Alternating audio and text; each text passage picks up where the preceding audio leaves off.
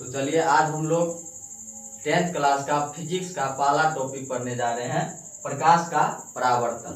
तो पहले देखते हैं प्रकाश होता क्या है।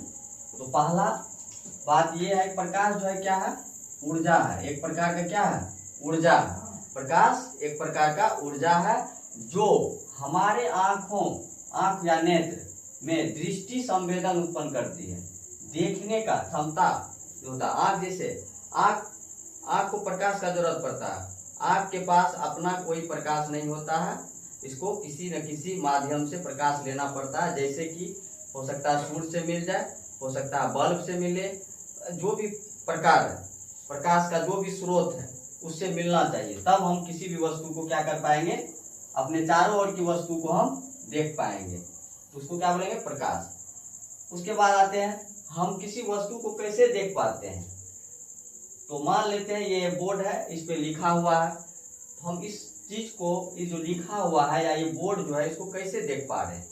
तो हमारे इस बोर्ड पे या इस लिखा हुआ जो लेटर है, इस पे क्या हो रहा, प्रकाश का किरण इस पे गिरा, ये हमारे यहाँ से परावर्तित होके हमारे आंख के ऊपर आया, आंख उसको एब्जॉर्ब किया, उसके बाद रेटिना पे इसका प्रतिबिंब बना और आंख से हम इसको देख पा रहे हैं। इसीलिए यहाँ लिखा हुआ है कि वस्तु पर पड़ने वाले प्रकाश को वस्तु परावर्तित कर देती है। वस्तु पे जो प्रकाश पड़ती है उसको वस्तु क्या कर देती है, परावर्तित कर देती है। यह परावर्तित किरणें जब हमारे आंखों के द्वारा ग्रहण किया जाता है तो यह परावर्तित वस्तु को आंख द्वारा देखने योग्य बना देता है। ठीक है, तो क्या करेगा, आंख उसको आसानी से देख पाएगा।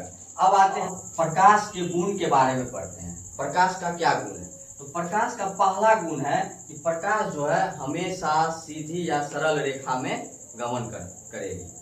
तो यहाँ से एक ऑब्जेक्टिव क्वेश्चन भी पूछा जाएगा, इसको हम अंडरलाइन कर देते हैं कि सरल रेखा या सीधी रेखा, इसको अंडरलाइन किए हुए है कि क्वेश्चन पूछा जाएगा कि प्रकाश कैसे गमन करती है।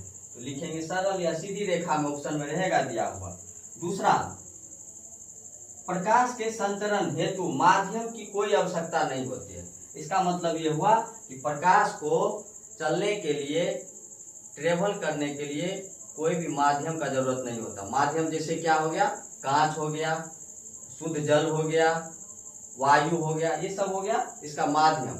ठीक है, तो इसको कोई माध्यम का जरूरत नहीं होता है। ये निर्वात में भी, वैक्यूम जिसको बोलते हैं, उसमें भी ये क्या हो जाएगा, गमन कर सकती है, चल सकती है प्रकाश।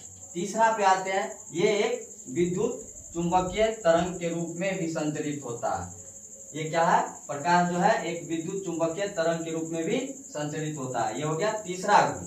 चौथा गुण आते हैं इसका, प्रकाश अपारदर्शी वस्तु की तीक्ष्ण छाया बनाती है। जैसे मान लेते हैं हम क्या किए, कहीं धूप में जा रहे हैं तो हम लोग क्या करते हैं, छाता ले लेते हैं, सर पे छाता ले चलते हैं। जैसे छाता लिए तो जितना दूर जिस एरिया में छाता है वहां प्रकाश क्या हुआ, प्रकाश तो गिरा छाता पे, वहां से क्या हो गया, रिफ्लेक्ट हो गया, परावर्तित हो गया। तो हमारे छाता वाला जो एरिया है उस एरिया में प्रकाश नीचे नहीं आ पाती है, तो वहां क्या होता है, हमारा छाया बन जाता है या छाता का भी छाया बन जाता है।